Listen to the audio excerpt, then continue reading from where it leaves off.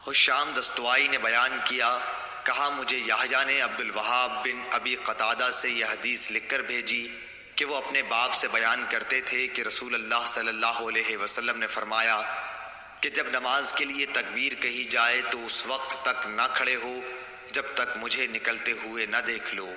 صحیح بخاری حدیث نمبر 637۔ ابو قتادہ حارث بن ربیع رضی اللہ تعالیٰ عنہ سے روایت ہے کہ رسول اللہ صلی اللہ علیہ وسلم نے فرمایا کہ تکبیر ہو تو جب تک مجھے دیکھ نہ لو کھڑے نہ ہو اور آہستگی کو لازم رکھو۔ شیبان کے ساتھ اس حدیث کو یحییٰ سے علی بن مبارک نے بھی روایت کیا ہے۔ صحیح بخاری حدیث نمبر 638۔ ابو ہریرہ رضی اللہ تعالیٰ عنہ سے روایت ہے کہ رسول اللہ صلی اللہ علیہ وسلم ایک دن حجرے سے باہر تشریف لائے، اقامت کہی جا چکی تھی اور صفیں برابر کی جا چکی تھیں۔ آپ جب مصلی پر کھڑے ہوئے تو ہم انتظار کر رہے تھے کہ اب آپ تکبیر کہتے ہیں، لیکن آپ واپس تشریف لے گئے اور فرمایا کہ اپنی اپنی جگہ پر ٹھہرے رہو۔ ہم اسی حالت میں ٹھہرے رہے یہاں تک کہ آپ دوبارہ تشریف لائے تو سر مبارک سے پانی ٹپک رہا تھا، آپ نے غسل کیا تھا۔ صحیح بخاری حدیث نمبر 639۔ ابو ہریرہ رضی اللہ تعالیٰ عنہ سے روایت ہے، انہوں نے فرمایا کہ نماز کے لیے اقامت کہی جا چکی تھی اور لوگوں نے صفیں سیدھی کر لی تھیں۔ پھر رسول کریم صلی اللہ علیہ وسلم تشریف لائے اور آگے بڑھے، لیکن حالت جنابت میں تھے، مگر پہلے خیال نہ رہا، اس لیے آپ نے فرمایا کہ تم لوگ اپنی اپنی جگہ ٹھہرے رہو۔ پھر آپ واپس تشریف لائے تو آپ غسل کیے ہوئے تھے اور سر مبارک سے پانی ٹپک رہا تھا۔ پھر آپ نے لوگوں کو نماز پڑھائی۔ صحیح بخاری حدیث نمبر 640۔ ابو سلمہ کہتے تھے کہ ہمیں جابر بن عبداللہ انصاری رضی اللہ تعالیٰ عنہ نے خبر دی کہ نبی صلی اللہ علیہ وسلم کی خدمت میں عمر بن خطاب رضی اللہ تعالیٰ عنہ غزوہ خندق کے دن حاضر ہوئے اور عرض کی، یا رسول اللہ، قسم اللہ کی سورج غروب ہونے کو ہی تھا کہ میں اب عصر کی نماز پڑھ سکا ہوں۔ آپ جب حاضر خدمت ہوئے تو روزہ افطار کرنے کا وقت آ چکا تھا۔ نبی کریم صلی اللہ علیہ وسلم نے فرمایا، قسم اللہ کی میں نے بھی تو نماز عصر نہیں پڑھی ہے۔ پھر آپ بطحان کی طرف گئے، میں آپ کے ساتھ ہی تھا۔ آپ نے وضو کیا، پھر عصر کی نماز پڑھی، سورج ڈوب چکا تھا، پھر اس کے بعد مغرب کی نماز پڑھی۔ صحیح بخاری حدیث نمبر 641۔ عبدالعزیز بن صہیب نے حضرت انس رضی اللہ تعالیٰ عنہ سے بیان کیا، انہوں نے کہا کہ نماز کے لیے تکبیر ہو چکی تھی اور نبی صلی اللہ علیہ وسلم کسی شخص سے مسجد کے ایک گوشے میں چپکے چپکے کان میں باتیں کر رہے تھے۔ پھر آپ نماز کے لیے جب تشریف لائے تو لوگ سو رہے تھے۔ صحیح بخاری حدیث نمبر 642۔ حمید طویل نے بیان کیا کہ میں نے ثابت بنانی سے ایک شخص کے متعلق مسئلہ دریافت کیا جو نماز کے لیے تکبیر ہونے کے بعد گفتگو کرتا رہے۔ اس پر انہوں نے انس بن مالک رضی اللہ تعالیٰ عنہ سے بیان کیا کہ انہوں نے فرمایا کہ تکبیر ہو چکی تھی، اتنے میں ایک شخص نبی کریم صلی اللہ علیہ وسلم سے راستے میں ملا اور آپ کو نماز کے لیے تکبیر کہی جانے کے بعد بھی روکے رکھا، اور آپ کو نماز کے لیے تکبیر کہی جانے کے بعد بھی روکے رکھا۔ صحیح بخاری حدیث نمبر 643۔ حضرت ابو ہریرہ رضی اللہ تعالیٰ عنہ سے روایت ہے کہ رسول کریم صلی اللہ علیہ وسلم نے فرمایا، اس ذات کی قسم جس کے ہاتھ میں میری جان ہے، میں نے ارادہ کر لیا تھا کہ لکڑیوں کو جمع کرنے کا حکم دوں، پھر نماز کے لیے کہوں، اس کے لیے اذان دی جائے، پھر کسی شخص سے کہوں کہ وہ امامت کرے، اور میں ان لوگوں کی طرف جاؤں جو نماز باجماعت میں حاضر نہیں ہوتے، پھر انہیں ان کے گھروں سمیت جلا دوں۔ اس ذات کی قسم جس کے ہاتھ میں میری جان ہے، اگر یہ جماعت میں نہ شریک ہونے والے لوگ اتنی بات جان لیں کہ انہیں مسجد میں ایک اچھے قسم کی گوشت والی ہڈی مل جائے گی یا 2 عمدہ کھر ہی مل جائیں گے، تو یہ عشاء کی جماعت کے لیے مسجد میں ضرور حاضر ہو جائیں۔ صحیح بخاری حدیث نمبر 644۔ حضرت عبداللہ بن عمر رضی اللہ تعالی عنہ سے روایت ہے کہ رسول اللہ صلی اللہ علیہ وسلم نے فرمایا کہ جماعت کے ساتھ نماز اکیلے نماز پڑھنے سے 27 درجہ زیادہ فضیلت رکھتی ہے۔ صحیح بخاری حدیث نمبر 645۔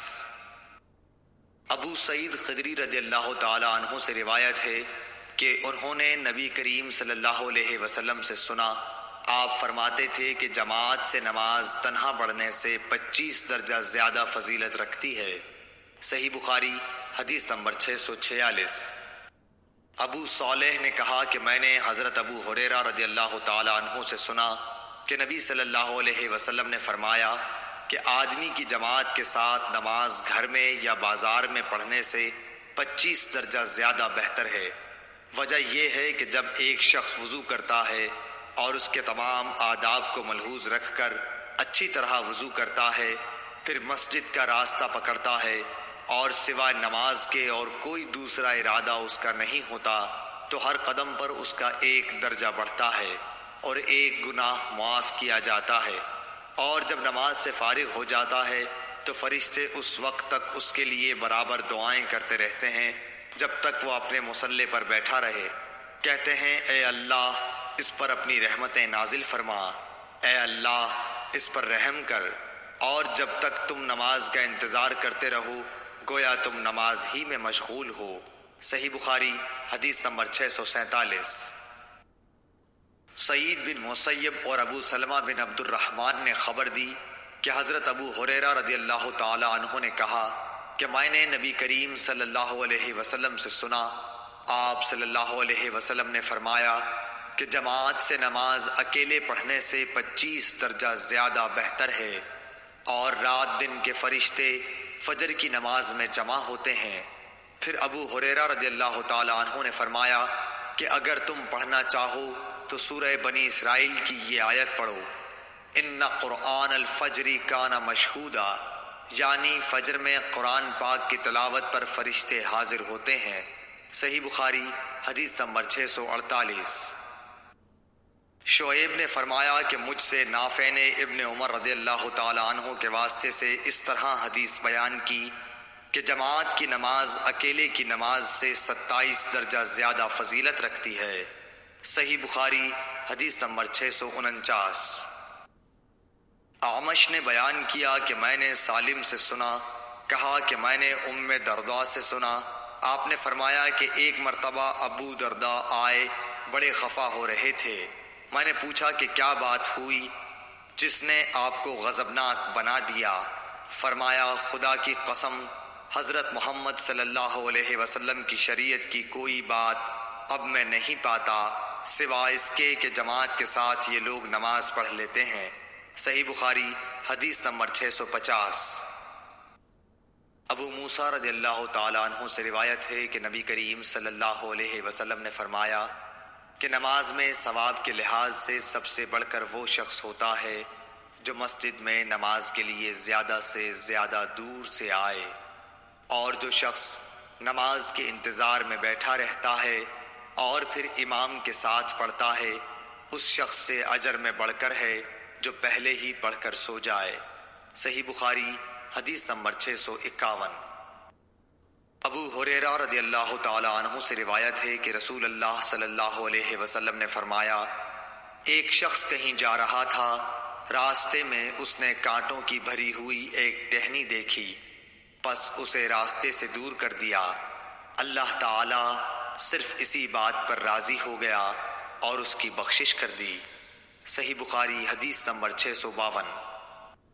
پھر آپ نے فرمایا کہ شہداء 5 قسم کے ہوتے ہیں: طاعون میں مرنے والے، پیٹ کے عارضے ہیضے وغیرہ میں مرنے والے، اور ڈوب کر مرنے والے، اور جو دیوار وغیرہ کسی بھی چیز سے دب کر مر جائے، اور خدا کے راستے میں جہاد کرتے ہوئے شہید ہونے والے۔ اور آپ نے فرمایا کہ اگر لوگوں کو معلوم ہو جائے کہ اذان دینے اور پہلی صف میں شریک ہونے کا ثواب کتنا ہے، اور پھر اس کے سوا کوئی چارہ کار نہ ہو کہ قرعہ ڈالا جائے، تو لوگ ان کے لیے قرعہ ہی ڈالا کریں۔ صحیح بخاری حدیث نمبر 653۔ اور اگر لوگوں کو یہ معلوم ہو جائے کہ ظہر کی نماز کے لیے سویرے جانے میں کیا ثواب ملتا ہے تو اس کے لیے ایک دوسرے پر سبقت لے جانے کی کوشش کریں، اور اگر یہ جان جائیں کہ عشاء اور صبح کی نماز کے فضائل کتنے ہیں تو گھٹنوں کے بل گھسیٹتے ہوئے ان کے لیے آئیں۔ صحیح بخاری حدیث نمبر 654۔ انس بن مالک رضی اللہ تعالی عنہ نے بیان کیا کہ نبی کریم صلی اللہ علیہ وسلم نے فرمایا، اے بنو سلمہ والو، کیا تم اپنے قدموں کا ثواب نہیں چاہتے؟ صحیح بخاری حدیث نمبر 655۔ حمید طویل نے بیان کیا، کہا کہ مجھ سے انس بن مالک رضی اللہ تعالی عنہ نے بیان کیا کہ بنو سلمہ والوں نے یہ ارادہ کیا کہ اپنے مکان جو مسجد سے دور تھے چھوڑ دیں اور حضرت صلی اللہ علیہ وسلم کے قریب آ رہے ہیں تاکہ نماز باجماعت کے لیے مسجد نبوی کا ثواب حاصل ہو، لیکن حضرت صلی اللہ علیہ وسلم کو مدینے کا اجاڑ دینا برا معلوم ہوا۔ آپ نے فرمایا، کیا تم لوگ اپنے قدموں کا ثواب نہیں چاہتے؟ مجاہد نے کہا، سورہ یاسین میں وآثارہم سے قدم مراد ہیں، یعنی زمین پر چلنے سے پاؤں کے نشانات۔ صحیح بخاری حدیث نمبر 656۔ حضرت ابو ہریرہ رضی اللہ تعالی عنہ سے روایت ہے، انہوں نے کہا کہ نبی کریم صلی اللہ علیہ وسلم نے فرمایا کہ منافقوں پر فجر اور عشاء کی نماز سے زیادہ اور کوئی نماز بھاری نہیں، اور اگر انہیں معلوم ہوتا کہ ان کا ثواب کتنا زیادہ ہے اور چل نہ سکتے تو گھٹنوں کے بل گھسٹ کر آتے، اور میرا تو ارادہ ہو گیا تھا کہ مؤذن سے کہوں کہ وہ تکبیر کہے، پھر میں کسی کو نماز پڑھانے کے لیے کہوں اور خود آگ کی چنگاریاں لے کر ان سب کے گھروں کو جلا دوں جو ابھی تک نماز کے لیے نہیں نکلے۔ صحیح بخاری حدیث نمبر 657۔ ابو قلابہ عبداللہ بن زید نے مالک بن حویرث سے روایت کیا ہے، انہوں نے نبی کریم صلی اللہ علیہ وسلم سے کہ آپ نے فرمایا، جب نماز کا وقت آ جائے تو تم دونوں اذان دو اور اقامت کہو، پھر جو تم میں بڑا ہے وہ امام بنے۔ صحیح بخاری حدیث نمبر 658۔ ابو ہریرہ رضی اللہ تعالیٰ عنہ سے روایت ہے کہ رسول اللہ صلی اللہ علیہ وسلم نے فرمایا کہ ملائکہ تم میں سے اس نماز کے لیے اس وقت تک یوں دعا کرتے رہتے ہیں جب تک نماز پڑھنے کے بعد وہ اپنے مصلی پر بیٹھا رہے کہ اے اللہ اس کی مغفرت کر، اے اللہ اس پر رحم کر۔ تم میں سے وہ شخص جو صرف نماز کی وجہ سے رکا ہوا ہے، گھر جانے سے سوا نماز کے اور کوئی چیز اس کے لیے مانع نہیں، تو اس کا یہ سارا وقت نماز ہی میں شمار ہوگا۔ صحیح بخاری حدیث نمبر 659۔ حفص بن عاصم نے ابو ہریرہ رضی اللہ تعالیٰ عنہ سے روایت کیا ہے، انہوں نے نبی کریم صلی اللہ علیہ وسلم سے کہ آپ نے فرمایا کہ 7 طرح کے آدمی ہوں گے جن کو خدا اس دن اپنے سائے میں جگہ دے گا جس دن اس کے سائے کے سوا اور کوئی سایہ نہ ہوگا۔ اول انصاف کرنے والا بادشاہ، دوسرے وہ نوجوان جو اپنے رب کی عبادت میں جوانی کی امنگ سے مصروف رہا، تیسرا ایسا شخص جس کا دل ہر وقت مسجد میں لگا رہتا ہے، چوتھے 2 ایسے شخص جو اللہ کے لیے باہم محبت رکھتے ہیں اور ان کے ملنے اور جدا ہونے کی بنیاد یہی للہ المحبت ہے، پانچواں وہ شخص جسے کسی باعزت اور حسین عورت نے برے ارادے سے بلایا لیکن اس نے کہہ دیا کہ میں خدا سے ڈرتا ہوں، چھٹا وہ شخص جس نے صدقہ کیا مگر اتنے پوشیدہ طور پر کہ بائیں ہاتھ کو بھی خبر نہیں ہوئی کہ داہنے ہاتھ نے کیا خرچ کیا، ساتواں وہ شخص جس نے تنہائی میں اللہ کو یاد کیا اور بے ساختہ آنکھوں سے آنسو جاری ہو گئے۔ صحیح بخاری حدیث نمبر 660۔ انس بن مالک رضی اللہ تعالیٰ عنہ سے دریافت کیا گیا کہ کیا رسول اللہ صلی اللہ علیہ وسلم نے کوئی انگوٹھی پہنی ہے؟ آپ نے فرمایا کہ ہاں، ایک رات عشاء کی نماز میں آپ نے آدھی رات تک دیر کی، نماز کے بعد ہماری طرف متوجہ ہوئے اور فرمایا، لوگ نماز پڑھ کر سو چکے ہوں گے اور تم لوگ اس وقت تک نماز ہی کی حالت میں تھے جب تک تم نماز کا انتظار کرتے رہے۔ حضرت انس رضی اللہ تعالیٰ عنہ نے فرمایا جیسے اس وقت میں آپ کی انگوٹھی کی چمک دیکھ رہا ہوں، یعنی آپ کی انگوٹھی کی چمک کا سما میری آنکھوں میں ہے۔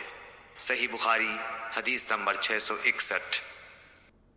عطا بن یسار نے حضرت ابو ہریرہ رضی اللہ تعالیٰ عنہ سے روایت کیا ہے کہ حضور اکرم صلی اللہ علیہ وسلم نے فرمایا کہ جو شخص مسجد میں صبح شام بار بار حاضری دیتا ہے، اللہ تعالیٰ جنت میں اس کی مہمانی کا سامان کرے گا، وہ صبح شام جب بھی مسجد میں جائے۔ صحیح بخاری حدیث نمبر 662۔ عبداللہ بن مالک بن بحینہ سے روایت ہے کہ نبی کریم صلی اللہ علیہ وسلم کا گزر ایک شخص پر ہوا۔ دوسری سند امام بخاری نے کہا کہ مجھ سے عبد الرحمن بن بشر نے بیان کیا، کہا کہ ہم سے بہز بن اسد نے بیان کیا، کہا کہ ہم سے شعبہ نے بیان کیا، کہا کہ مجھے سعد بن ابراہیم نے خبر دی، کہا کہ میں نے حفص بن عاصم سے سنا، کہا کہ میں نے قبیلہ ازد کے ایک صاحب سے جن کا نام مالک بن بحینہ رضی اللہ تعالیٰ عنہ تھا سنا کہ رسول اللہ صلی اللہ علیہ وسلم کی نظر ایک ایسے نمازی پر پڑی جو تکبیر کے بعد 2 رکعت نماز پڑھ رہا تھا۔ حضور صلی اللہ علیہ وسلم جب نماز سے فارغ ہو گئے تو لوگ اس شخص کے ارد گرد جمع ہو گئے، اور حضور صلی اللہ علیہ وسلم نے فرمایا، کیا صبح کی 4 رکعتیں پڑھتا ہے؟ کیا صبح کی 4 رکعتیں ہو گئیں؟ اس حدیث کی مطابقت غندر اور معاذ نے شعبہ سے کی ہے، جو مالک سے روایت کرتے ہیں۔ ابن اسحاق نے سعد سے، انہوں نے حفص سے، عبداللہ بن بحینہ سے، اور حماد نے کہا کہ ہمیں سعد نے حفص کے واسطے سے خبر دی اور وہ مالک کے واسطے سے۔ صحیح بخاری حدیث نمبر 663۔